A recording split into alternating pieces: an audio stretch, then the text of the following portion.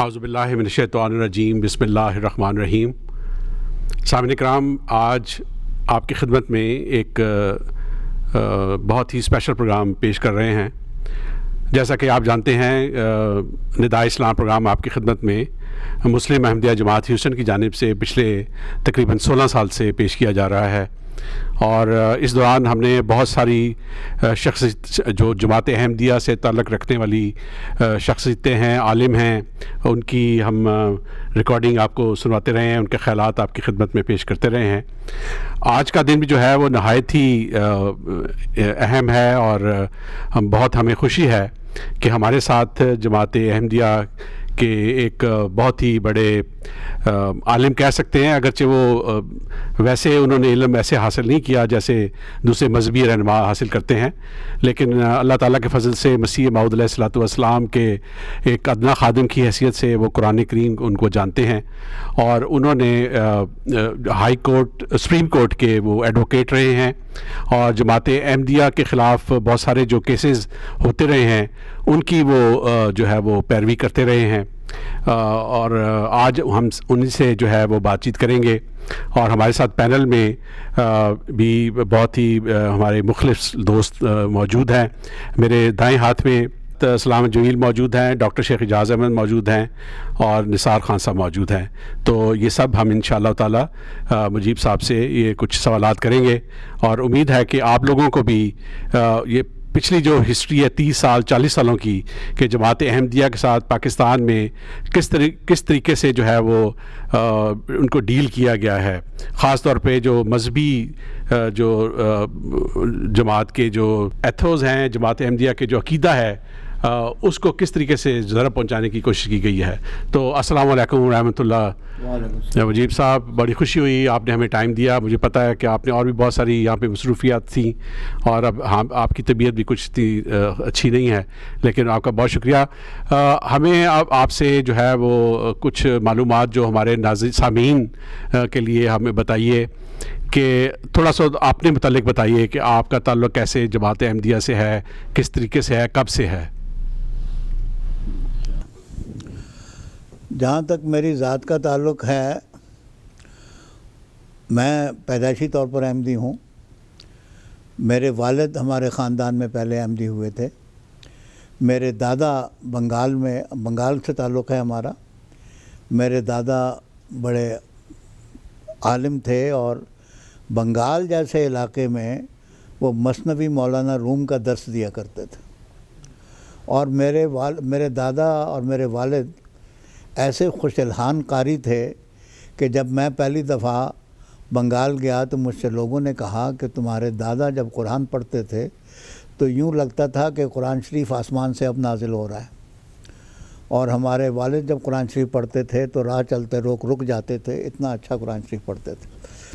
تو میرے والد جو ہیں وہ طالب علمی کے زمانے میں احمدی ہو کر قادیان آ گئے تھے، پھر بعد میں حضرت حافظ روشن علی صاحب کے زیر تربیت رہے، اور پھر بنگال میں مبلغ ہو کر گئے، اور ساری عمر انہوں نے بنگال میں گزاری۔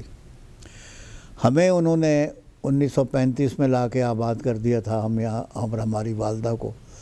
تو سال کے بعد ایک دفعہ آتے تھے، ہم اپنے والد کو سال کے بعد دیکھتے تھے جلسے کے دنوں میں۔ تو میری پیدائش کا سن 1934 ہے، تو 1935 سے لے کے پارٹیشن تک میں قادیان میں رہا ہوں۔ میری ابتدائی تعلیم قادیان میں ہوئی، اس کے بعد ہم چنوٹ میں آ گئے، اور میری باقی تعلیم جو ہے پاکستان میں آ کر ہوئی۔ تو وکالت میں نے 1961 میں شروع کی تھی، اور اس کے بعد سے لے کے گزشتہ 53 سال سے میں قانون کی پریکٹس کر رہا ہوں، اور اس میں مجھے کچھ نہ کچھ موقع جماعت کی خدمت کا بھی ملا ہے۔ تو یہ میرا مختصر۔ جی، جزاک اللہ۔ اچھا، اب بھی چونکہ آپ کا جو قومی اسمبلی میں جو بھٹو صاحب نے، اگرچہ جماعت احمدیہ نے بھٹو صاحب کی جو کمپین تھی اس میں بہت ان کا ساتھ دیا، اور بھٹو صاحب کے ساتھ تعلقات بھی جماعت احمدیہ کے کچھ احباب کے تھے، لیکن اس کے باوجود یہ کیا ان کو یہ اس کی زحمت کرنی پڑی کہ جماعت احمدیہ کو انہوں نے نان مسلم قرار دلوا دیا، اگرچہ خود وہ ان کا بھی اسلام سے کوئی اتنا تعلق نہیں تھا، اور ہمیں پتہ ہے کہ یہ ایک سیاسی فیصلہ تھا، لیکن اس وقت کیا ایسی ان کو مجبوری تھی جس کی وجہ سے انہوں نے یہ سارا جو ہے وہ قصہ شروع کیا؟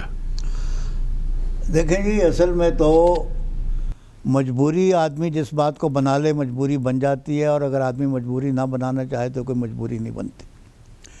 بھٹو اتنے زیرک آدمی تھے، اتنے ذہین آدمی تھے کہ ان کے لیے کوئی مجبوری نہیں بن سکتی تھی۔ وہ سب کو اپنی مجبوریوں کے اوپر قابو پا سکتے تھے۔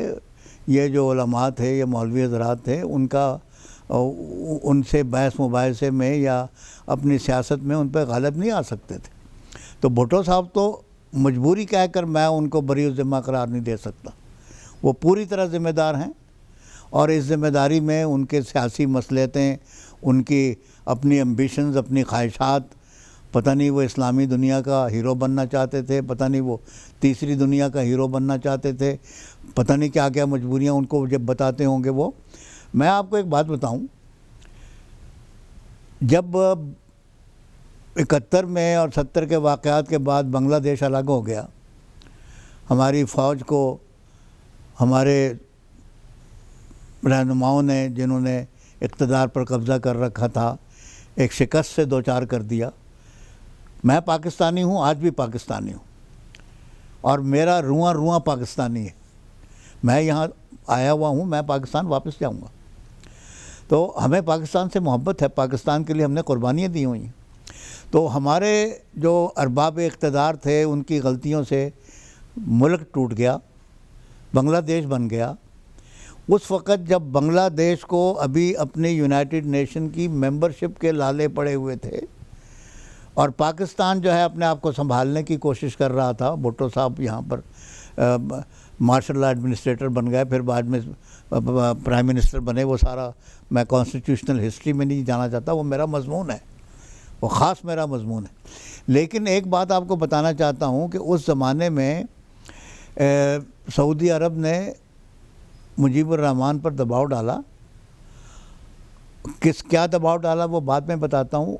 بنگلہ دیش کا یہ حال تھا کہ بنگلہ دیش نے یونائٹڈ نیشن میں ممبر بنانے کی درخواست دے رکھی تھی۔ امریکہ بھی پوری طرح اس کی تائید نہیں کر رہا تھا، مخالفت بھی نہیں کر رہا تھا۔ امریکہ کہہ رہا تھا تھوڑے دن ٹھہر جاؤ، جنگی قیدی چھوڑ دو، جنگی قیدی چھوڑ دو گے ان کے سارے معاملات حل ہو جائیں گے تو ہم آپ کو تسلیم بھی کر لیں گے۔ تو وہ تو پاکستان نے تسلیم کر لیا، تو امریکہ نے بھی تسلیم کر لیا۔ اس وقت میں سعودی عرب والے بھی، تو سعودی عرب نے یہ ڈاکٹر کمال حسین سعودی عرب کے پہلے فارن منسٹر تھے، پہلے لاء منسٹر تھے، کانسٹیٹیوشن انہوں نے بنایا بنگلہ دیش کا، ڈاکٹر کمال حسین نے۔ تو ڈاکٹر کمال حسین نے کتاب لکھی ہے، اس میں انہوں نے واقعہ بیان کیا ہے۔ میں نے بھی اپنی کتاب میں اس کو نقل کیا ہے، اپنی کتاب میں نے جو 74 کی کارروائی پر کتاب لکھی۔ ڈاکٹر کمال حسین نے لکھا کہ ہمیں سفارتی حلقوں سے کہا جا رہا تھا کہ بھائی ہم آپ کی بڑی مدد کرنا چاہتے ہیں، آپ اپنا ذرا دستور جو ہے اس کو تھوڑا سا اس میں سے سیکولرزم کا لفظ ہٹا دیں۔ سعودی عرب کا دباؤ تھا کہ آپ اس کو مذہبی۔ وہ آخر میں لکھا ہے کہ مجیب الرحمان سے خود شاہ فیصل ملے ایک میٹنگ میں۔ انہوں نے کہا دیکھیں جی، پاکستان اور بنگلہ دیش ہماری میری دو آنکھیں ہیں، آپ دونوں میرے بھائی ہیں، مجھے دونوں پیارے ہیں۔ تو انہوں نے کہا جی ہاں، ہم مسلمان ہیں، بنگلہ دیش سے بھی لوگ ہزاروں کی تعداد میں حج کے لیے جاتے ہیں، آپ خادم الحرمین ہیں، ہم آپ کے تابع دار ہیں۔ تو انہوں نے کہا جی میں تو آپ کی بڑی مدد کرنا چاہتا ہوں، لیکن یہ آپ نے کیا بنگلہ دیش کے آئین کو سیکولر بنا دیا، اس کو ذرا اسلام پر کس طرح سے۔ مجیب الرحمان نے کہا جی دیکھیں، آپ ہمارے بڑے بھائی ہیں، ہم سعودی عرب حج کرنے جائیں گے اور جاتے رہیں گے، آپ ہمارے جتنی مدد کرنا چاہتے ہیں ماشاءاللہ قبول ہے۔ انہوں نے کہا تھا I want to help you in a big way، یہ لفظ لکھا انہوں نے۔ لیکن یہ دستور جو ہے یہ ہمارے عوام کا بنایا ہوا ہے، اور یہ سیکولر ہے، سیکولر ہی رہے گا۔ اس کے بارے میں اگر آپ کا یہ شرط ہے تو پھر السلام علیکم، آپ کی مدد ہمیں نہیں چاہیے، رکھیں اپنی مدد اپنے پاس۔ اس نے اتنا حوصلہ دکھایا۔ اور بھٹو صاحب نے ادھر، اب تو تاریخی طور پر لکھی پڑی بات ہے کہ سعودی عرب کے دباؤ میں آ کے انہوں نے احمدی کو غیر مسلم قرار دے دی۔ بھٹو سیکولر آدمی تھا، تو اس کی مجبوریاں اپنی جگہ ہوں گی، لیکن یہ اس کا بڑا، تو بہرحال انہوں نے یہ فیصلہ کیا۔ اس فیصلے کے لیے کہا یہ جاتا ہے کہ جب ایسٹ پاکستان تقسیم ہو گیا، پاکستان تقسیم ہو گیا، ایسٹ پاکستان الگ ہو کے بنگلہ دیش بن گیا، تو وہ جو اسمبلی پاکستان کی بنی تھی اس میں مولویوں کی اقلیت تھی۔ مولوی یا سرحد سے کچھ جیتے تھے یا بلوچستان سے جیتے تھے، بنگلہ دیش سے تو کوئی مولوی اس طرح کا جیت کے نہیں آیا تھا، پنجاب میں بھی چند، تو کل ٹوٹل 10 یا 15 سیٹیں مولویوں کی بنتی تھی اس اسمبلی میں جو پاکستان کی تھی۔ جب وہ تقسیم ہو گیا تو بڑا حصہ اسمبلی کا تو ادھر چلا گیا، تو جو باقی باندھا پاکستان کا حصہ تھا اس میں یہ 15 کی تعداد ٹھیک ٹھاک تعداد مولویوں کی ہو گئی، اور ان کا ایک اپنا پریشر لیور جو تھا وہ بن گیا۔ تو کہنے والے کہتے ہیں کہ اس وقت وہ مولویوں نے اپنا پریشر لیور استعمال کیا، اور بھٹو صاحب چاہتے تھے کہ میں نے آئین بنانا ہے، میں مولویوں سے ٹکر نہیں لیتا، اور ان کو مجھے ذاتی طور پر پتہ ہے خورشید حسن میر ان کے ممبر تھے، شیخ رشید ان کی کیبنٹ کے ممبر تھے۔ شیخ رشید نے، خورشید حسن میر نے ان کو کہا بھٹو کو کہ آپ مولویوں کی پچ پہ نہ کھیلیں، آپ کامیاب نہیں ہوں گے، مولوی آپ کو کبھی نہیں جینے دیں گے اگر آپ ان کی پچ پر کھیلیں گے۔ اس نے سوچا مولویوں کو شکست دے لوں گا، چلو میں مولویوں کی بات مان لیتا ہوں، کر دیا۔ اتنا غیر قانونی کام تھا، اس کو پتہ تھا میں غلط کام کر رہا ہوں۔ انہوں نے جب حضرت مرزا ناصر احمد صاحب کو اسمبلی میں بلایا تو مرزا ناصر احمد صاحب نے پہلا سوال یہ اٹھایا کہ اسمبلی کو کیا اختیار ہے کسی کے مذہب میں دخل دینے کا؟ 3 سوال انہوں نے اٹھائے تھے پریلیمنری آبجیکشن کے طور پر، اختیار کو چیلنج کیا۔ لیکن اختیار کو چیلنج کرنے کے باوجود یہ ہمارا عام طریقہ ہوتا ہے کہ ہم عدالت کی جورسڈکشن چیلنج کرتے ہیں، اس کے بعد پھر عدالت سے بائیکاٹ تو نہیں کیا جاتا۔ یہ ایک مرزا ناصر احمد صاحب ایک عالمگیر جماعت کے خلیفہ تھے، وہ ہسٹری کو بھی آنسربل تھے۔ کل کو یہ کہتے جی بلایا تھا ان کے خلیفہ کو، بھاگ گیا، مقابلہ نہیں کر سکا۔ مرزا ناصر احمد صاحب نے اسمبلی کے فلور پر اتمام حجت کیا۔ آج دنیا جو اس کارروائی کو پڑھتی ہے تو آج کے ہسٹورین جو کتابیں دنیا بھر میں لکھی جا رہی ہیں وہ یہ سب کہتے ہیں کہ فیصلہ اسمبلی کی بحث پر نہیں ہوا۔ فیصلہ جو تھا یہ ڈھٹائی سے، باقاعدہ دھونس دھاندلی سے فیصلہ ہوا۔ ان کے اسمبلی کے بھٹو کے اپنے ممبروں نے کہا کہ اگر ہمیں آزاد چھوڑا جاتا تو ہم اس کے حق میں ووٹ نہ دیتے۔ یہ اب ریکارڈ پر ہے، یہ میرا کہنا نہیں ہے۔ یہ جو ہسٹری کی کتابیں لکھی جا رہی ہیں، امریکہ میں لکھی جا رہی ہے، کوئی نیو یارک سے ایک آتھر نے لکھی ہے، کسی نے بوسٹن سے لکھی ہے، کسی نے کہیں سے لکھی ہے۔ پاکستان میں یہ جو ہمارے عطاء الحق قاسمی کے بیٹے ہیں علی عثمان قاسمی، انہوں نے کتاب لکھی ہے۔ ساری کتاب کا میں ذکر نہیں کر رہا، ساری کتاب میں بہت ساری باتیں ہیں، کچھ مجھے اچھی لگتی ہیں، کچھ مجھے نہیں اچھی لگتی، لیکن انہوں نے یہ کہا ہے کہ یہ ان سے اسمبلی کے ممبروں نے کہا کہ جی ہمارے سے فیصلہ بھٹو صاحب نے کروایا ایز اے پارٹی وپ کے طور پر، اگر ہمیں آزاد چھوڑا جاتا تو ہم یہ ووٹ نہ دیتے۔ ان باقاعدہ اس اسمبلی کی کارروائی پر تبصرہ کرتے ہوئے لکھا، ایک دو نے نہیں، کئیوں نے لکھا۔ تو یہ فیصلہ تو خالص سیاسی تھا، مذہبی فیصلہ نہیں تھا۔ مذہبی طور پر اتمام حجت ہوا، اور جوں تاریخ اپنے صفحات کو انفولڈ کرے گی، دنیا دیکھے گی کہ کتنا بڑا ظلم اس قوم نے کیا، مذہب کو اسمبلی کے ملا کے اور مذہب میں دخل اندازی کر کے، اس کا نتیجہ تو آج تک بھگت رہے ہیں۔ پاکستان میں جو مذہبی انتہا پسندی بڑھی، اس کے بعد بڑھی۔ یہ سارا فساد 74 کی ترمیم کے بعد کا ہے۔ اس میں تو جتنا آپ اس کو انالائز کریں، میں اس کو پولیٹیکلی، اس کو ریلیجسلی، اس کو ہسٹوریکلی، اس کو اینتھروپولوجی کے پوائنٹ آف ویو سے کہاں سے میں اس کو ایگزامن کروں، اس کا تجزیہ کروں، نتیجہ یہ نکلے گا کہ یہ سارا جو یہاں یہ جڑ یہاں تھی 1900، اب اپنی طرف سے تیر انہوں نے ہمیں چلایا، ہم پر چلایا، ہم تو اس میں سے نکل آئے جیسے کیسے بھی۔ ہم خدا کے فضل سے فلرشنگ جماعت ہے، ہماری جماعت کی ترقی میں سرے منہ فرق نہیں پڑا، 1 انچ ہمارا قدم پیچھے نہیں ہٹا۔ پاکستان تو تباہ ہو گیا، پاکستان کے تو حصے بکھرے ہو گئے، پاکستان تو فریگمنٹائز ہو گیا۔ پاکستان میں تو کچھ کبھی لشکر طیبہ بنا ہوا ہے، کوئی سپاہ صحابہ بنا ہوا ہے، کوئی سپاہ محبت، خدا کا خوف کرو، یوں لگتا ہے کہ محمد صلی اللہ علیہ وسلم ان کے صحابہ آپس میں لڑ رہے ہیں۔ کوئی سپاہ محمد ہے، کوئی سپاہ صحابہ ہے، رسول کریم اور صحابہ آپس میں لڑ رہے ہیں۔ یہ شیعہ سنی فساد، کسی کو کہیں سے پیسے آ رہے ہیں، کسی کو کہیں سے پیسے آ رہے ہیں، یہ سارا کیوں ہوا؟ اس لیے کہ سیاست میں دخل اندازی، سیاست نے مذہب میں دخل اندازی کی، سارے راستے کھلے۔ اب ساری دنیا کہتی ہے کہ اس کا خمیازہ اب تک بھگت رہے ہیں۔ اور اتنا ہی نہیں، آپ لوگ امریکہ میں بیٹھے ہیں، امریکہ کے سیاستدانوں سے پوچھیں، وہ آپ کو بتائیں گے کہ یہ جو سارا کچھ ہوا وہ تو اب دہشت گردی جو ہے پاکستان سے چھلک کر سپل اوور کر کے ساری دنیا کو پریشان کر رہی، اور یہ اسی کا عقیدہ ہے، تو بنیاد تو وہاں پر تھی۔ اس میں ایک سوال جو جی ڈاکٹر اعجاز، وہ یہ ہے کہ کیا یہ بھٹو صاحب کا ذاتی مفاد تھا اس سلسلے میں، یا یہ ہے کہ سعودی عربیہ کی حکومت جو تھی، اس کا جو فیصل تھے کنگ فیصل، کیا ان کا اس میں کافی عمل دخل تھا؟ دیکھیں جی، یہ بات کہ درون خانہ سیاست کیا ہوتی ہے، یہ تاریخ کے صفحات میں بعض اوقات باتیں دفن ہو کر رہ جاتی ہیں، لیکن ہسٹری ایک ایسی چیز ہے، ہسٹری کسی چیز کو دفن نہیں رہنے دیتی۔ کوئی نہیں کہہ سکتا تھا کہ سعودی عرب کے اور سعودی بادشاہ کے درمیان اور بھٹو صاحب کے درمیان کیا معاہدہ ہوا، کیا طے پایا، لیکن آہستہ آہستہ بھٹو صاحب کے وزیروں نے کہنا، ڈاکٹر مبشر حسن نے کہا کہ جی ہمیں کیا مجبوری تھی، پاکستان ٹوٹ گیا تھا، ہمیں پیسوں کی ضرورت تھی، سعودی عرب نے، اور وہ تو یہاں تک اب تو تفصیلات، ہمیں بہت سی تفصیلات اس وقت بھی معلوم تھی، ان لوگوں کو پتہ نہیں ہے، وہ سمجھتے ہیں کہ ان کو کہاں سے انفارمیشن آ جاتی، اللہ تعالیٰ کے 100 طریقے ہوتے ہیں، انفارمیشن ہمیں مل جاتی۔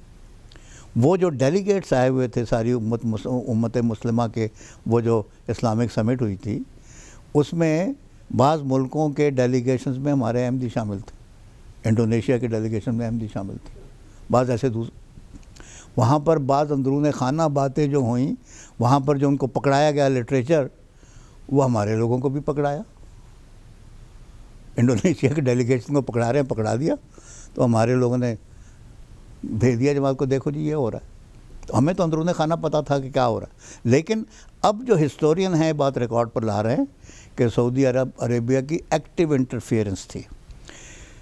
ایک میں نام لے دیتا ہوں، کتابیں پڑھ لیں، سعدیہ طور ایک آتھر ہے جو نیو یارک میں ہوتی ہے، اس نے کتاب لکھی ہے، اور اس نے لکھا ہے کہ جب سمٹ کانفرنس ہوئی تھی، اگر حوالے میں مجھے غلطی ہو تو اس کی اصلاح ہو سکتی ہے، لیکن میں اپنی یادداشت سے ساری باتیں کر رہا ہوں، اور یادداشت میری ٹھیک ٹھاک ہے، اگرچہ عمر میری 82 سال ہے، لیکن میں اس بات کی گنجائش رکھ رہا ہوں کہ اگر یہ سعدیہ طور کی کتاب نہیں ہے اور عائشہ جلال کی کتاب ہے تو اتنا فرق ہو سکتا ہے۔ میں نے اس موضوع کے اوپر متعدد کتابیں پڑھی اور سب نے یہ لکھا ہے، تو میں حوالہ دے رہا ہوں، لیکن احتیاط بھی کر رہا ہوں، کوئی یہ نہ کہے جی سعدیہ طور کی کتاب میں نہیں ہے، لیکن مجھے زیادہ اعتماد ہے کہ سعدیہ طور کی کتاب میں ہی یہ لکھا ہے۔ اس نے یہ لکھا ہے سعدیہ طور نے اپنی کتاب میں کہ جب وہ سمٹ کانفرنس ہوئی تو وہ تو کو ہوسٹ کرنی تھی سعودی عرب کے بادشاہ، پاکستان کو پیسے کی ضرورت تھی، وہ آپ نے دیکھی، وہ کانفرنس آپ نے دیکھی ہوگی، آپ لوگوں کی عمر اتنی زیادہ نہیں، لیکن اس وقت آپ لوگ، اور کتنی شان و شوکت سے وہ کانفرنس ہوئی تھی، اس کے دیکھنے والے نظارے مجھے اب تک یاد ہیں کہ شاہی مسجد میں کیا فنکشن تھا، اور شاہ مال گارڈن میں کیا فنکشن تھا، اور معمر وجہ قذافی اسٹیڈیم میں کیا فنکشن تھا، اور کیا اس کی دھوم دھام تھی، وہ میں نے دیکھے۔ تو پاکستان کے پاس تو پیسے کی کمی تھی، سعودی عرب نے کو ہوسٹ کرنا تھا، اس کا ایک حصہ سعدیہ طور نے لکھا ہے کہ اس کانفرنس میں اس نے دیکھا کہ ان کی مرضی کے مطابق فیصلے نہیں ہو رہے، غالباً فیصلہ یہ کرنا تھا کہ سعودی عرب کے بادشاہ کو خلیفۃ المسلمین ڈکلیئر کرتے ہیں، یہ میرا اندازہ ہے، یہ اس نے نہیں لکھا کہ ان کی مرضی کے فیصلے نہیں ہو رہے تھے، لیکن وہ بیچ میں ناراض ہو کے چلے گئے، اور انہوں نے اپنے حصے کا اس کا خرچہ بھی نہیں دیا شاہ فیصل۔ اس کے بعد جب بھٹو صاحب نے، وہ جو کام تو ان کا نہیں ہوا، وہ تو پیسے دے رہے تھے، کام کرو، نہیں ہوا، پھر جب بھٹو صاحب نے دوبارہ مطالبہ کیا کہ جی ہمیں پیسے چاہیے، انہوں نے کہا جی ہاں ہم پیسے دیں گے، لیکن فلاں تاریخ دانوں نے لکھا ہے کہ بھٹو صاحب کو 6 ستمبر یا 7 ستمبر کی اتنی کیا آفت پڑی ہوئی تھی کہ اس دن سارے اسمبلی کے قواعد بالائے طار رکھ کر وہ پاس کر دیا، بحث کرتے رہے آپ، 14 دن جرا کرتے رہے، لیکن جب پاس کرنے کا وقت آیا تو ایک دن میں اسمبلی نے اسی دن سینٹ میں لے جا کے اسی دن پاس کر دیا، اس کی 3 ریڈنگز بھی نہیں ہوئی پراپرلی، جو اسمبلی کا پروسیجر ہوتا ہے۔ اسمبلی میں لاء پاس کرنا ہوتا ہے، فرسٹ ریڈنگ ہوتی ہے، پھر پبلک اوپینین کے لیے ریسیٹ کرتے ہیں، اس کے بعد سیکنڈ ریڈنگ ہوتی ہے، پھر تھرڈ ریڈنگ ہوتی ہے، لمبا پروسیجر ہوتا ہے، وہ سارے پروسیجر ایک دن میں بلکہ چند گھنٹوں میں ختم ہو گئے، سینٹ کو بھی بلا کے فیصلہ راتوں رات کروا دی، کیا جلدی تھی جی؟ تو بتانے والے بتاتے ہیں جلدی یہ تھی کہ ڈیڈ لائن دی ہوئی تھی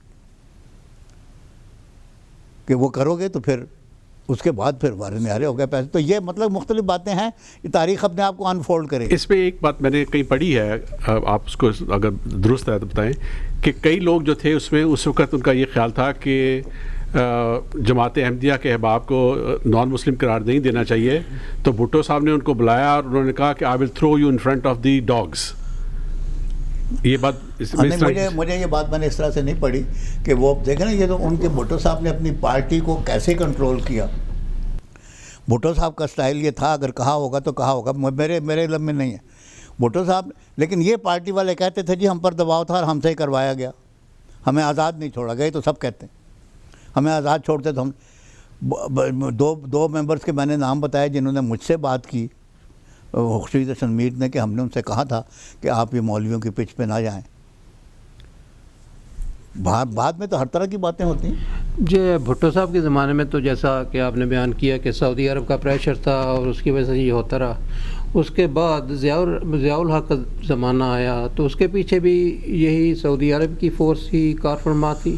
اچھا, بات یہ ہے کہ یہ سیاسی باتیں جو ہوتی ہیں ان کے سیاسی جو فیکٹرز ہیں وہ چینج ہوتے رہتے ہیں. ضیاء الحق کو تو بہت زیادہ مذہبی انتہا پسندی کی ضرورت تھی, وہ اس میں بعد میں آتا ہوں. ضیاء الحق نے یہ کیسے کیا وہ بھی سن لیں, تھوڑی سی تاریخ بتا دیتا ہوں. ذوالفقار علی بھٹو نے جب امینڈمنٹ کی تو اس کا لب لباب یہ تھا کہ جو لوگ ختم نبوت پر یقین نہیں رکھتے, میں اپنے الفاظ میں کہہ رہا ہوں ورنہ میں اس کے الفاظ ریپروڈیوس کر سکتا ہوں, any person who does not believe in the absolute and unqualified finality of the prophethood of Muhammad peace be upon him or believes in any person or a claimant and who claims to be reformer shall not be Muslim for the purposes of law and constitution. انہوں نے کہہ دیا کہ بھئی لب لباب یہ کہ جو لوگ ختم نبوت پہ یقین نہیں رکھتے وہ آئین اور قانون کے اغراض سے غیر مسلم ہوں گے. کہہ دیا, ہو گیا پاس. یہی تھی ڈیفینیشن.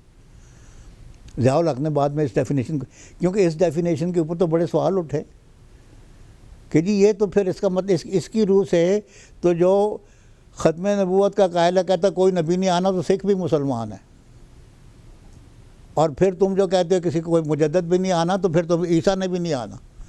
تو لوگوں نے کہا کہ اس تعریف کے اندر بڑی غلطیاں ہیں.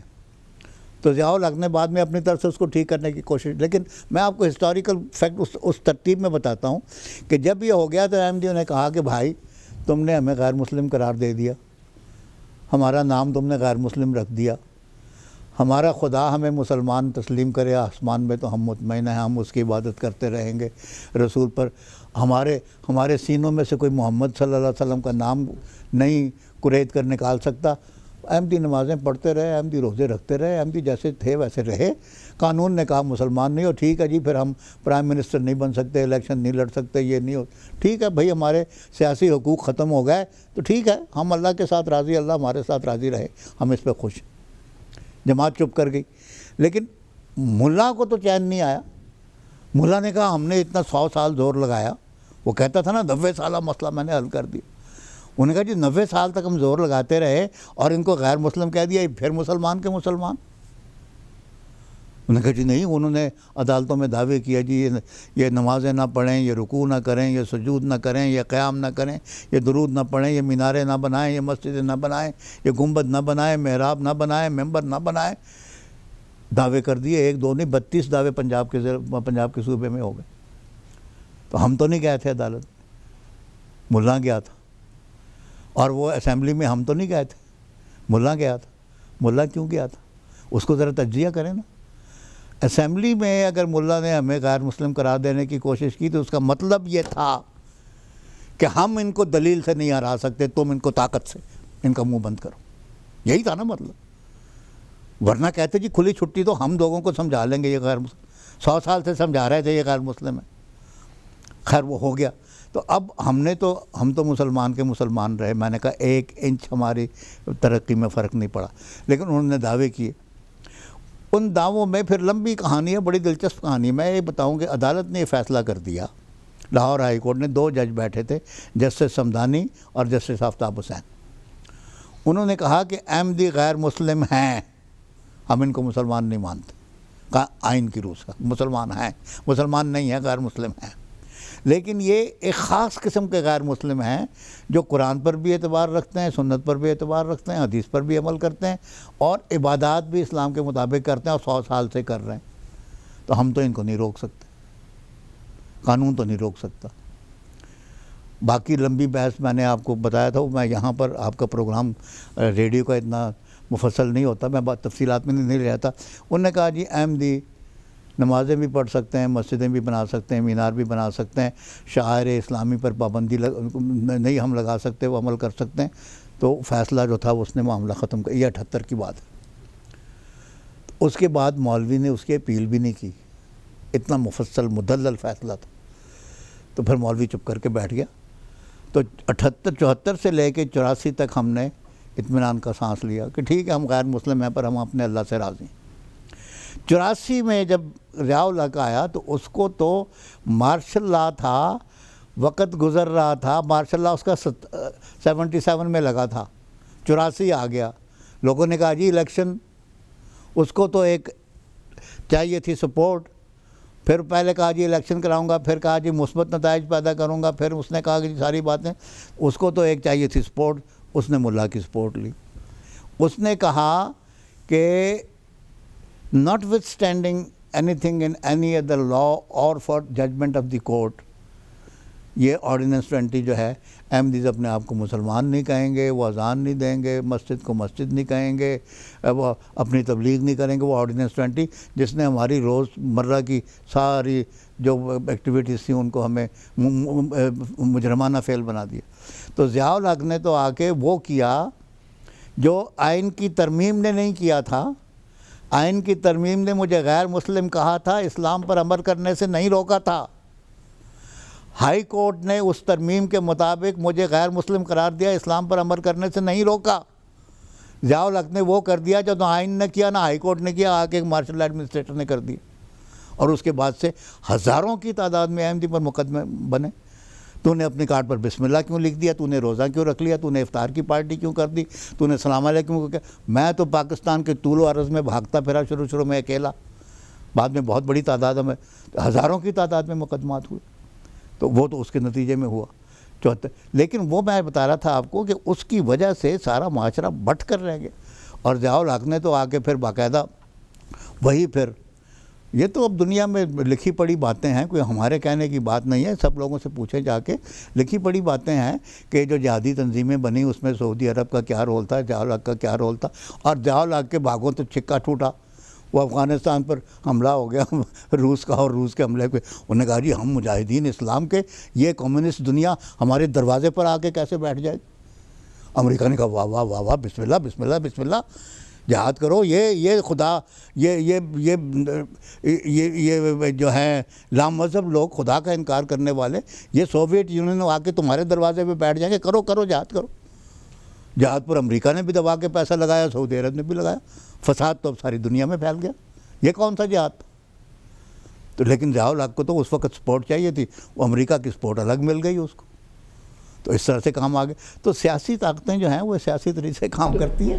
تو اس کا مطلب ہے کہ ضیاء الحق نے اپنی ذاتی مفاد کی وجہ سے یہ سارا کچھ کیا ہے۔ ذاتی مفاد بھی تھا، وہ خود اپنے طور پہ وہ کٹڑ ملا تھا اندر سے، اچھا، اور مختلف ہر ایک کی اپنی اپنی باتیں ہوتی، میں تو وہ باتیں جو تاریخ انفولڈ کرے گی اور ہو رہی ہیں۔ اچھا، اب آپ ہمیں یہ بتائیں کہ یہ جو توہین رسالت کا قانون ہے پاکستان میں، اس کا پاکستان میں رد عمل کیا ہے؟ پاکستان کو اس کا کیا فائدہ پہنچ رہا ہے یا کیا نقصان پہنچ رہا ہے؟ اس کا مستقبل کیا ہے اس قانون کا؟ دیکھیں یہ بڑا نازک مسئلہ ہے۔ کون کہے گا دنیا میں کہ جی توہین رسالت جائز ہونی چاہیے، اور کون پاگل ہے جو بلا وجہ توہین رسالت کرے گا؟ یہ ہوتے ہیں کچھ سرپھرے جو ایک دوسروں کو گالیاں دے کر خوش ہوتے ہیں، توہین کرتے ہیں، مذہب کی کرتے ہیں، مذہبی۔ لیکن سوال یہ ہے کہ توہین رسالت کا قانون جو پاکستان میں ہے وہ کیا ہے، اور توہین رسالت کے بارے میں اسلام کا اپنا نقطہ نظر کیا ہے۔ اب میں آپ کو اس بات میں نہیں ڈالتا، توہین رسالت اتنا بڑا جرم ہے، اتنا بڑا جرم ہے کہ اس کی سزا خدا نے اپنے ہاتھ میں رکھی ہے، انسان پر چھوڑا ہی نہیں ہے۔ کوئی قرآن میں، حدیث میں توہین رسالت کی سزا مقرر نہیں ہے، یہ میں پوری ذمہ داری سے کہہ رہا ہوں، قرآن شریف میں کوئی آیت ایسی نہیں ہے جس میں توہین رسالت کی سزا ہو۔ میں پوری احتیاط کے ساتھ کہہ رہا ہوں کہ حضور پاک صلی اللہ علیہ وسلم کی توہین کی گئی حضور کے منہ پر، قرآن شریف نے اس کو ریکارڈ کر دیا۔ یہودی آتے تھے مذاق کر کے کہتے تھے رائنا، رائنا کو رائنا پڑھتے تھے۔ اللہ تعالیٰ نے کہا دیکھو مسلمانوں، تم رائنا نہ کہا کرو، تم انظر نہ کہا کرو، سامنے کو توہین کی نا۔ جب ایک جنگ سے واپس آئے تو عبداللہ ابن ابی ابن سلول نے جو رسول کریم سے کہا، وہ کہتے ہوئے میری زبان کانپتی ہے، میں نہیں کہہ سکتا وہ بات اپنے منہ سے، لیکن قرآن شریف نے اس نے ریکارڈ کیا۔ قرآن شریف نے کہا کہ کچھ لوگ کہتے ہیں کہ آج مدینے واپس چلے جائیں گے تو مدینے کا سب سے معزز آدمی، مدینے کے سب سے ذلیل آدمی کو نعوذ باللہ من ذالک، اور قرآن شریف نے محفوظ کیا کہ عبداللہ ابن ابی ابن سلول نے یہ بات کہی۔ تاریخ نے یہ محفوظ کیا کہ عبداللہ ابن ابی کا بیٹا کھڑا ہو گیا کہ حضور اگر میرے باپ کے بارے میں قتل کا فیصلہ ہے تو میں کروں گا، کوئی دوسرا نہ کرے، کیونکہ بعد میں میری حمیت نہ جاگ اٹھے کہ میرے باپ کو اس نے قتل کیا تھا۔ حضور نے کہا نہیں، میرا کوئی ایسا فیصلہ نہیں۔ اس بات کو مولوی کہیں لے جا سکتا ہے؟ یہ تاریخ کا ریکارڈ ہے۔ عبداللہ ابن ابی ابن سلول کیوں قتل نہیں ہوا؟ قرآن نے اس کی توحید ریکارڈ کی ہے۔ تو پتہ یہ لگا کہ اتنا بڑا جرم تھا کہ کیونکہ توہین کا تعلق انسان کی نیت سے ہوتا ہے۔ چنانچہ دنیا میں جہاں جہاں یہ توہین کے قانون ہیں وہاں پر لکھا ہوا ہے کہ اب پاکستان میں توہین رسالت کا قانون انگریز کے زمانے میں بھی موجود تھا، اور اس توہین رسالت کے قانون نے بنوانے میں جماعت احمدیہ کا ہاتھ تھا۔ جب وہ راجپال والا مقدمہ ہوا اور چودھری ظفر اللہ خان صاحب نے لڑا ایک سٹیج پر جا کر، اس کے بعد جماعت احمدیہ نے تحقیق چلائی، اور 1927 میں یا 23 میں جماعت احمدیہ کی کوششوں سے انڈین پینل کوڈ امینڈ ہوا، اور اس میں یہ دفعہ ڈالی گئی کہ جو کسی مذہبی رہنما کی توہین کرے گا، مذہبی جذبات کو ٹھیس پہنچائے گا، اس کو 3 سال کی سزا ہوگی۔ اس میں 3 سال کی سزا تھی، لیکن اس میں لکھا تھا whoever knowingly and with malicious intention، جو جان بوجھ کر بدنیتی سے کسی کی توہین کرے گا اس کے اوپر۔ اب جو ہمارا قانون ہے اس وقت جو بحث ہے وہ پاکستان میں، وہ یہ نہیں ہے کہ پاکستان کا قانون جو ہے وہ قرآن کا قانون کیا ہے، اس کے اوپر بحث ہی نہیں ہو رہی۔ بحث یہ ہو رہی ہے کہ ضیاء الحق کے زمانے میں تعزیرات پاکستان میں 295 دفعہ جو ہے شامل کی گئی۔ جب وہ 295 دفعہ شامل کی گئی تعزیرات پاکستان میں، تو اس کے اوپر پاکستان کی اسمبلی میں جب بحث ہوئی تو اقبال احمد خان نے جو لاء منسٹر تھا اور جماعت اسلامی کے بعض ممبروں نے کہا سزائے موت نہیں ہونی چاہیے۔ تو ضیاء الحق کی اسمبلی نے جو قانون پاس کیا وہ یہ تھا کہ جو آدمی توہین رسالت کرے گا، اگرچہ وہ جتنا بھی وائڈلی ورلڈڈ تھا اس میں نیت کا کوئی عمل دخل نہیں تھا، whoever directly or indirectly or by insinuation or by word spoken or written, by insinuation, by innuendo، کسی طرح سے بھی توہین رسالت کرے گا اس کی سزا جو ہے موت ہوگی یا عمر قید ہوگی۔ عمر قید یا موت دونوں سزائیں تھیں۔ اگرچہ بعض لوگوں نے مخالفت کی، ضیاء الحق جو اسمبلی نے قانون یہ پاس کر دیا کہ اس کی سزا یا موت ہوگی یا عمر قید ہوگی، تو ایک آلٹرنیٹ سزا موجود تھی۔ میکسیمم سزا موت تھی، کم سے کم سزا عمر قید تھی۔ تو اس قانون کو ایک اسماعیل قریشی ہوتے تھے جماعت آدمی کے وہ جماعت اسلامی کے، وہ اس قانون کو شریعت کورٹ میں لے گئے۔ انہوں نے کہا جی عمر قید کوئی سزا نہیں ہو سکتی، صرف سزائے موت ہونی چاہیے۔ شریعت کورٹ میں بحث ہوئی۔ شریعت کورٹ میں 7 علماء پیش ہوئے مختلف فرقوں کے، ان میں سے اکثر نے یہ کہا کہ سزائے موت پر اتفاق رائے نہیں ہے، دوسری سزا بھی ہو سکتی ہے۔ مختلف آراء آئیں، وہ ساری آراء سپریم کورٹ میں تحریری طور پر داخل کی گئیں شریعت کورٹ میں، لیکن شریعت کورٹ نے آخر فیصلہ یہ کر دیا کہ نہیں، صرف موت کی سزا ہے، عمر قید سزا نہیں ہوگی۔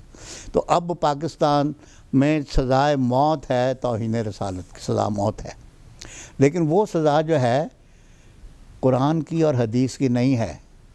پاکستان پینل کوڈ کی ہے، پاکستان پینل کوڈ کی سزا ہے۔ تو اب جو لوگ سلمان تاثیر جس بات پر قتل ہو گیا وہ یہ کہتا تھا اس قانون کا استعمال غلط ہو رہا ہے، اس کے ضابطے میں کوئی تبدیلیاں کرو۔ تو سلمان تاثیر کیا چاہتا تھا کہ پاکستان کے ضابطے میں تبدیلیاں کرو، پاکستانی پینل کوڈ کے ضابطے میں تبدیلیاں کرو۔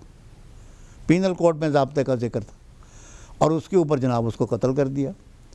تو پاکستان کی سپریم کورٹ نے کہا کہ یہ جو کہہ رہا تھا یہ تو کہ قرآن حدیث کی بات نہیں کر رہا تھا سلمان تاثیر، وہ تو صرف پروسیجرل امینڈمنٹ چاہتا تھا، اس سے توہین رسالت کیسے ہو گئی؟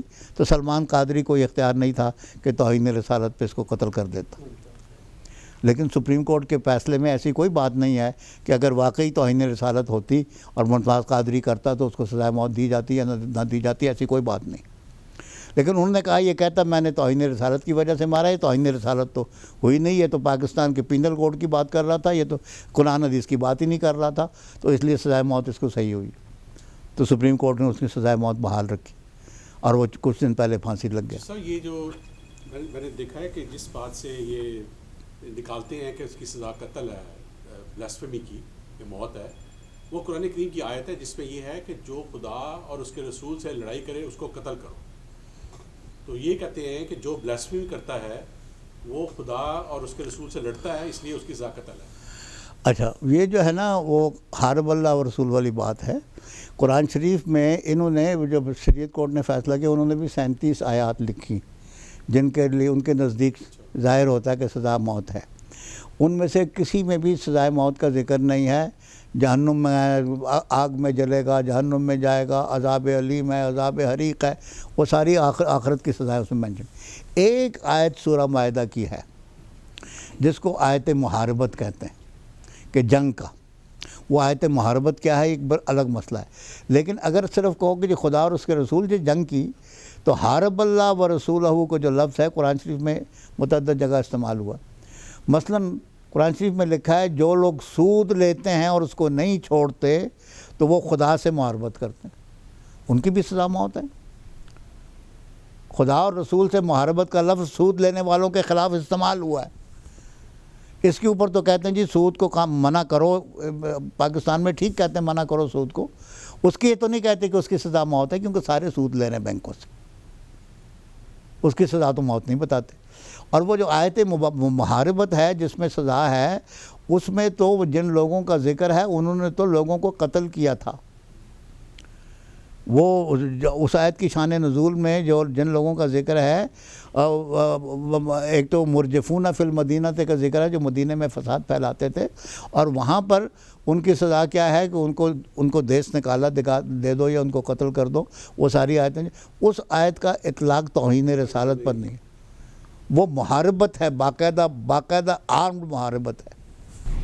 ہاں جی شیخ صاحب، بات شروع ہوئی توہین رسالت کی، اور علماء جو ہیں وہ قرآن مجید سے کہتے ہیں کہ اس کی سزا جو ہے وہ موت ہی ہے، اور عموماً اس بحث میں علماء جو ہیں وہ سورہ الاحزاب کی آیات کا حوالہ دیتے ہیں، ورس نمبر 52 سے لے کے 62 تک۔ ہاں وہی میں تو، اور اس میں خاص طور پہ 62 جو ورس ہے اس کے ریفرنس سے کہتے ہیں کہ توہین رسالت۔ اچھا 57 سے یہ ہوتی ہے، میں عربی پڑھ دوں کہ ترجمہ پڑھ دوں؟ صرف جو مرضی پڑھیں۔ ان اللہ و ملائکتہ یصلون علی النبی یا ایھا الذین آمنوا صلوا علیہ تو یہ آیت تو کہتی ہے تسلیما، یہ آیت تو کہتی ہے کہ اللہ اور اس کے فرشتے رسول پر درود بھیجتے ہیں، مسلمانوں جو تم ایمان لائے ہو تم بھی اس کے اوپر درود و سلام بھیجو۔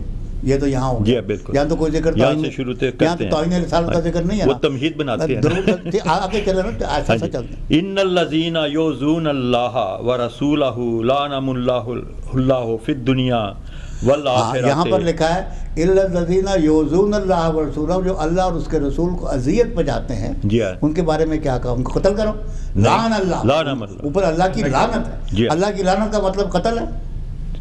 فی الدنیا والآخرۃ وأعد لهم عذابا مہینا، تو خدا نے آپ اعد لهم عذابا مہینا، تیار کیا ہے ان کے لیے عذاب رسوا کرنے والا. تو وہ یہ سارا جو ہے آخرت کے عذاب کا ذکر ہے. خدا نے اپنے ہاتھ میں لے لیا نا. اپنے ہاتھ میں لے لیا. پھر کہتے ہیں والذین یؤذون المؤمنین والمؤمنات بغیر مکتسبوا فقد احتملوا بہتانا و اسم مبینا. اچھا، تو یہاں پر کہتے ہیں جو مومنین اور مومنات پر جھوٹے الزام لگاتے ہیں وہ بھی بڑا ظلم کرتے ہیں اور بہت بڑا گناہ انہوں نے کمایا. جی ہاں.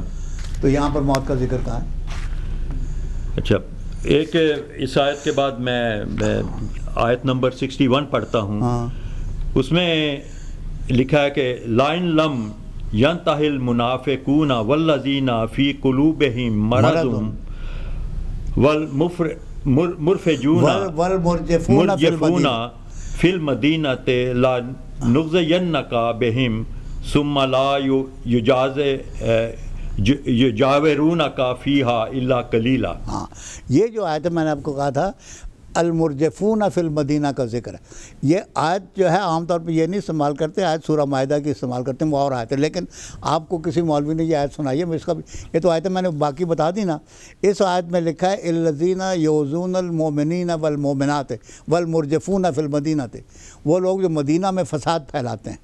یہ یہودی تھے، اور جو واقعہ جس کا ذکر ہے کہ ایک مسلمان عورت کسی یہودی کی دکان پر گئی تو اس کا جو سکرٹ تھا اس کے نیچے اس نے اس کو پن سے نیچے اپنی دکان کی کسی چیز سے جوڑ دیا، تو وہ کھڑی ہوئی تو اس کا سکرٹ نیچے گر گیا. اس قسم کی حرکتیں کرتے تھے. رسول کریم کو گالیاں نکالتے تھے، مومنات کو پریشان کرتے تھے. ان کے بارے میں کیا کہا؟ کیا کرو ان کو کہا کہ وہ تمہارے پڑوس میں بھی نہیں رہ سکیں گے، ان کو دیس نکالا دے دو. پڑھیں آگے، ان کو نکال دو مدینے سے، ان کو دیس نکالا دے دو، تمہارے پڑوس میں بھی نہیں رہیں گے. وہ یہ نہیں کہا کہ ان کو قتل کرو. اب اسی ریفرنس میں پھر اب اس کا حوالہ دیتے ہیں نا. جو نیکسٹ آیت ہے 62 ملعونین اینما ثقفوا اخذوا وقتلوا تقتیلا. ہاں، اینما ثقفوا وقتلوا تقتیلا. یہ ہے بات جہاں. تو یہ کون لوگ ہیں؟ مرجفون فی المدینہ. ہاں جی، پہلی جو مدینے میں ڈس آرڈر پھیلاتے ہیں، دہشت گردی کرتے ہیں. ڈس آرڈر پھیلانے والوں کا ذکر ہے. اس میں توہین رسالت کا ذکر کہاں ہے؟ بالکل. ہم اس بات کو نہیں ڈیفینڈ کر رہے کہ حضور کی توہین کرنی بڑی اچھی بات ہے. نعوذ باللہ من ذالک. ہمارے تو دل خون ہوتے ہیں، پارا پارا ہو جاتے ہیں. حضرت مسیح موعود علیہ السلام نے کہا جو ہمارے رسول کے بارے میں بے ادبی کا کلمہ لاتے ہیں، میری آنکھوں کے سامنے میری اولاد قتل کر دی جائے، میری آنکھوں کی پتلیاں نکال دی جائیں تو وہ برداشت کر لوں گا. یہ توہین برداشت نہیں ہوتی. تو ہمارے برداشت ہونے کا سوال نہیں ہے.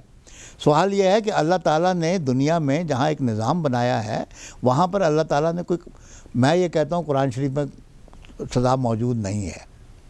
اگر موجود ہو اور کوئی ملک اس کو بنائے تو پھر اس کے ساتھ ساری باتیں کہ کوئی شخص بدنیتی سے بلا وجہ خام خواہ توہین رسالت کرتا پڑے، جو مرضی اس کو سزا دیں، مجھے اس سے کوئی سزائے موت بھی دیں، مجھے اس سے کوئی تکرار نہیں ہے. سوال یہ ہے کہ پاکستان میں جو اس وقت سزائے توہین رسالت ہے وہ اس قرآن کی سزا کا ذکر نہیں ہے، وہ پاکستان کی پینل کوڈ کا ذکر. اور جو سلمان تاثیر کر رہا تھا وہ اس میں پروسیجرل امینڈمنٹ چاہتا تھا. ہمارے ہاں یہ جو اب قانون بن چکا ہے اس کا مستقبل آپ کیسا دیکھتے ہیں؟ ملک کے لیے یہ اچھا ہے یا برا ہے یا ایونچولی کیا ہوگا؟ دیکھیں نا، بات یہ ہے کہ قانون ہمارے ہاں اس وقت یہ ہے کہ جو توہین رسالت کرے اس میں نقص یہ ہے کہ اور اس قانون کے تحت کون کس جرم میں پکڑا گیا یہ سننا. This is important. جو پاکستان کا قانون ہے، any person who by words, اس کو نوٹ کریں، by word spoken or written or by visible representation. Word spoken or written کیا ہوتا ہے؟ تحریری طور پر یا زبانی طور پر. اور بائی ویزیبل ریپرزنٹیشن، کسی تصویر بنا کے، کوئی کیریکیچر بنا کے، کوئی کارٹون بنا کے، یہ ویزیبل ریپرزنٹیشن ہے. By word spoken or written or by visible representation or by innuendo or by insinuation or any other manner whatsoever. اشارتاً یا کنایتاً یا کسی طریقے سے بھی توہین، اشارتاً یا کنایتاً توہین کیسے ہوتی ہے جی؟ اور یہ نہیں لکھا کہ جو بدنیتی سے کرے یہ نیت اس کی ہو، نیت ہو یا نہ ہو، اشارتاً کنایتاً بھی اگر اشارتاً کنایتاً کہتے ہو کیسے ہوتی ہے میں آپ کو بتاتا ہوں. جماعت اسلامی کا ایک ٹیچر ملتان میں اس کے اوپر توہین رسالت کا مقدمہ بنا. کیوں بنا؟ وہ کلاس روم میں پڑھا رہا تھا، اس نے کہا من ذا الذی یشفع عندہ الا باذنہ، آیت الکرسی پڑھا رہا تھا۔ تو ایک ٹیچر سر ہاں جی بتاؤ بیٹا بتاؤ، کہ جی ہماری تو شفاعت کریں گے رسول کریم۔ انہوں نے کہا ہاں بیٹا رسول کریم ہماری شفاعت کریں گے، پر اللہ کے اذن سے کریں گے۔ اس نے کہا او رسول کریم کو اذن کی ضرورت ہے، توہین رسالت ہوگا۔ اب وہ آیت الکرسی پڑھا رہا ہے، آیت الکرسی پڑھانے پر توہین رسالت کا مقدمہ بنا، اور وہ ملتان سے بھاگ کے منصورے چلا گیا لاہور۔ یہ پاکستان کے اخباروں میں رپورٹڈ کیس ہے۔ اچھا، اشارتاً کنایتاً کچھ لوگ کہتے ہیں کہ رسول کریم معراج کی رات اپنے اس جسم کے ساتھ آسمان پر چلے گئے۔ کچھ لوگ کہتے ہیں حضور جسم کے ساتھ نہیں گئے تھے، وہ حضور کی روح گئی تھی، تو وہ حضور کی توہین کر رہے ہیں کیونکہ حضور کا معراج نہیں مانتے وہ۔ اور پاکستان میں مسجدوں میں فساد ہوتا ہے۔ کچھ لوگ کہتے ہیں کہ رسول اللہ کو، اور رسول اللہ تو نور تھے، کچھ لوگ کہتے ہیں نور تو تھے لیکن وہ بشر بھی تھے۔ قرآن شریف کہتا ہے ما انا الا بشر مثلکم، میں تمہاری طرح کا انسان ہوں۔ اور ہم نے پہلا کلمہ جب ہم پڑھتے ہیں محمدن عبدہ و رسولہ، محمد جو ہے اللہ کے بندے ہیں اور رسول ہیں، وہ بندے تو ہیں، انسان تو ہیں، بشر تو ہیں۔ وہ کہتے ہیں نہیں جی وہ نور تھے، تو وہ کہتے ہیں جو ان کو بشر سمجھتے ہیں صرف وہ کافر ہو گئے، اور یہ کہتے ہیں جو نور سمجھتے ہیں وہ کافر ہو گئے۔ جب قرآن کہہ رہا ہے بشر مثلکم، تو پھر یہ نور والی بات، نور کے معنی کچھ اور ہیں۔ تو ہر بات کے اوپر یہ فتوے جو ہیں مسلمانوں میں آپس میں مقدمے بنے، اور جو اکثر مقدمے بنے ہیں وہ ایسے ہیں کہ کسی کی زمین کا کسی کے ساتھ جھگڑا ہے، تو اس نے آ کے کہہ دیا جی اس نے توہین رسالت کی مار چھڑا اس کے۔ اب وہ کہتے ہیں جی توہین رسالت کرے اس کی ہمیں گواہ لانے کی ضرورت نہیں، اتنا کافی ہے جی، کیونکہ توہین رسالت کو کہتے ہیں، توہین رسالت کے الفاظ دہرانا بھی توہین رسالت ہے۔ تو میں کیا بتاؤں اس نے کیا کہا؟ تو وہ سلمان تاثیر یا جو پاکستان کا سنجیدہ طبقہ ہے وہ کہتے ہیں کہ توہین رسالت کا قانون ٹھیک ہے، اس کو رکھو، لیکن اس کو ریشنل بناؤ، اس کے ضابطے میں تبدیل۔ وہ کہتے ہیں جی توہین رسالت کے مقدمے جو اس طرح لوگ ذاتی عناد کی بنا پر بناتے ہیں، آپ یہ کریں کہ توہین رسالت کا مقدمہ جو ہے سیدھا پولیس والے درج کرنے کی بجائے پہلے مقدمہ اس کا ایک میجسٹریٹ یا کوئی سینئر ہوم سیکرٹری یا ڈی سی پہلے اس کو اسکروٹنائز کرے تو پھر مقدمہ درج ہو۔ اتنی ترمیم کرو کہ غلط مقدمے نہ بنے، قانون کا غلط استعمال نہ ہو، ایبیوز نہ ہو۔ وہ کہتے ہیں جو اس کو ایبیوز کو روکنے کی کوشش کر رہے ہیں وہ بھی توہین رسالت کر رہے ہیں۔ یہ بحث اصل ہے جو پاکستان میں اس وقت چل رہی ہے سنجیدہ طبقے میں۔ 1947 میں جب پاکستان بنے تو اس وقت جماعت احمدیہ کا کیا رول تھا؟ مختصراً بالکل بتا دیتا ہوں، میں میرے منہ سے کیوں سنتے ہیں، تاریخ کے منہ سے سن لیں۔ شوکت حیات مسلم لیگ کے لیڈر تھے، انہوں نے کتاب لکھی ہے۔ انہوں نے کہا کہ اس موقع پر مجھے قائد اعظم نے کہا کہ تم جا رہے ہو بٹالے، تو تم ایسا کرو کہ پٹھان کوٹ بھی بٹالہ تحصیل میں تھا، قادیان بھی بٹالہ تحصیل میں تھا، کہ پٹھان کوٹ میں مولانا مودودی سے ملنا اور ان سے کہنا کہ جماعت اسلامی۔ تو کہتے ہیں جی مولانا مودودی نے کہا کہ جی ہم آپ کی کیسے تائید کر سکتے ہیں؟ کہتے جی میں قادیان گیا تو پتہ لگا کہ اس رات ہو چکی تھی، پتہ لگا مرزا صاحب از آلریڈی ریٹائرڈ۔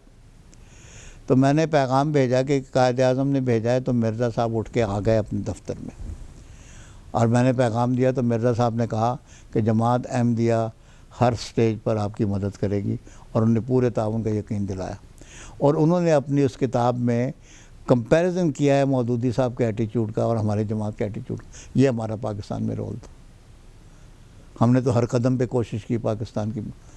اور جب بھی پارٹیشن کے اوپر بحث ہو رہی تھی اس زمانے میں چودھری ظفر اللہ خان صاحب بحث کر رہے تھے، وہ ہمارے وکیل تو نہیں تھے، مسلم لیگ کے وکیل تھے، لیکن جماعت احمدیہ نے لندن سے کتاب منگوائی۔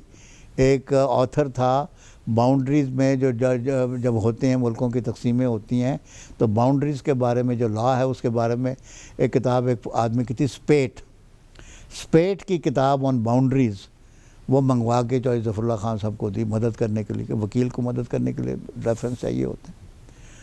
وہ ہو سکتا ہے نام چودھری صاحب نے لیا ہو، لیکن اسپیٹ کی کتاب منگوائی گئی۔ تو ان کی مدد کی. اس کے علاوہ جماعت احمدیہ نے کی طرف سے اپنا ایک وکیل چودھری شیخ بشیر احمد صاحب پیش ہوئے. لوگ کہتے ہیں جی اپنا وکیل کیوں پیش کیا تھا؟ مسلم لیگ کا وکیل تھا, ظفر اللہ خان صاحب وکیل تھے. قائد اعظم نے جماعت احمدیہ سے کہا اور بعض کرسچن سے کہا کہ تم اپنا وکیل کھڑا کرو. کرسچنز کی طرف سے بھی وکیل پیش ہوئے, جماعت احمدیہ کی طرف سے وکیل پیش ہوا, کیونکہ یہ بحث اٹھائی جا رہی تھی جماعت احمدیہ کو تو لوگ مسلمان ہی نہیں سمجھتے, تو ان کو نان مسلم کاؤنٹ کرو, اس کو نان مسلم ووٹ میں گنو. تو شیخ بشیر احمد صاحب نے جو ہمارا میمورنڈم دیا اس میں انہوں نے کہا کہ قادیان جو ہے پاکستان میں شامل ہونا چاہیے, اور یہ سارا تحصیل جو ہے, کیونکہ ہم ایک مسلم جماعت ہیں اور مسلم جماعت کا ہیڈ کوارٹر ہے, ہمارے مقدس مقامات یہاں پر ہیں, ہمارے بانی یہاں پر دفن ہیں اور ہم مسلمان ہیں. قادیان کی آبادی سے گرداسپور کی آبادی میں فرق پڑ جاتا تھا, 91% اور 51% کا فرق پڑ جاتا تھا. قادیان کی آبادی اتنی تھی کہ پورے ضلع کی آبادی کو وہ ڈسٹرب کر رہی تھی, صرف قادیان کی آبادی.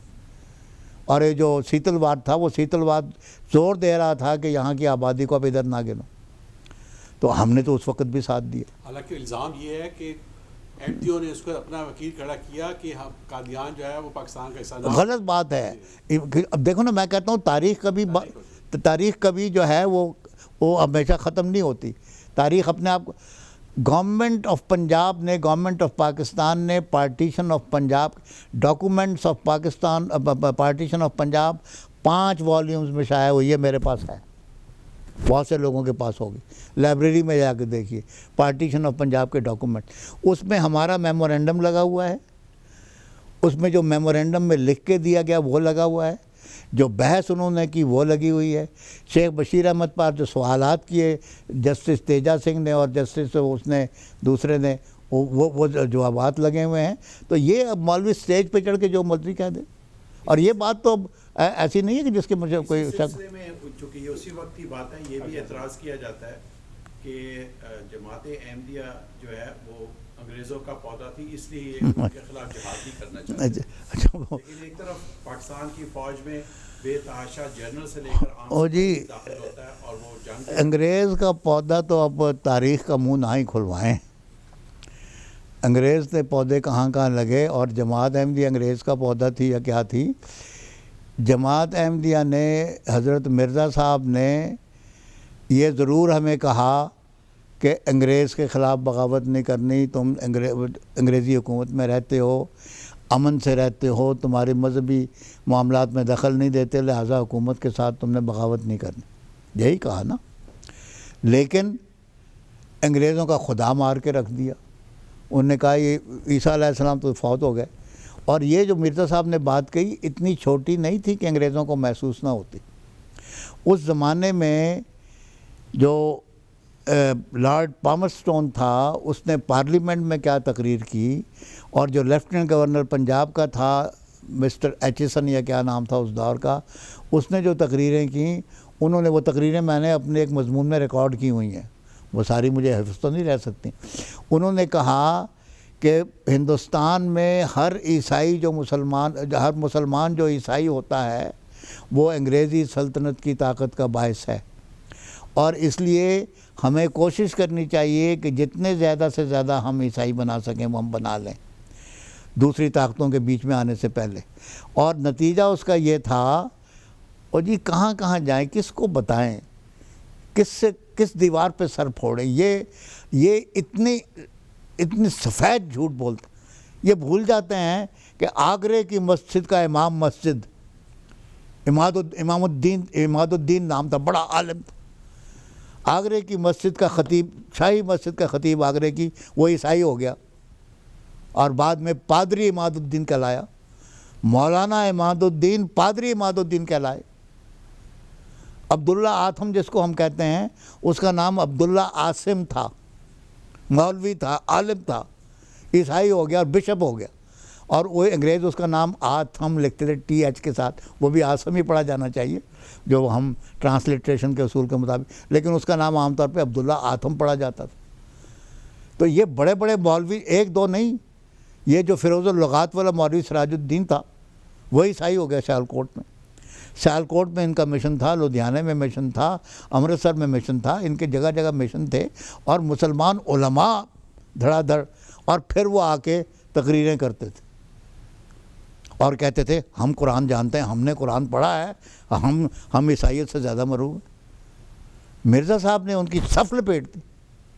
نتیجہ یہ ہوا کہ جو مولوی اشرف علی تھانوی ہیں، بہت بڑے ان کے عالم تھے، ان کے مسلمانوں کے سنیوں کے عالم تھے، مولانا اشرف علی تھانوی کا جب ترجمہ شائع ہوا تو اس کے نیچے جو انہوں نے مقدمہ لکھا ہے، انہوں نے لکھا ہے کہ عیسائیوں کا یہاں پر زور تھا، پھر مرزا غلام احمد قادیانی کھڑے ہوئے، ہاں جی، مولوی غلام احمد قادیانی کھڑے ہوئے، اور انہوں نے اس دلیل سے انگریزوں کا منہ میں دم، ناک میں دم کر دیا کہ عیسیٰ تو فوت ہو چکا۔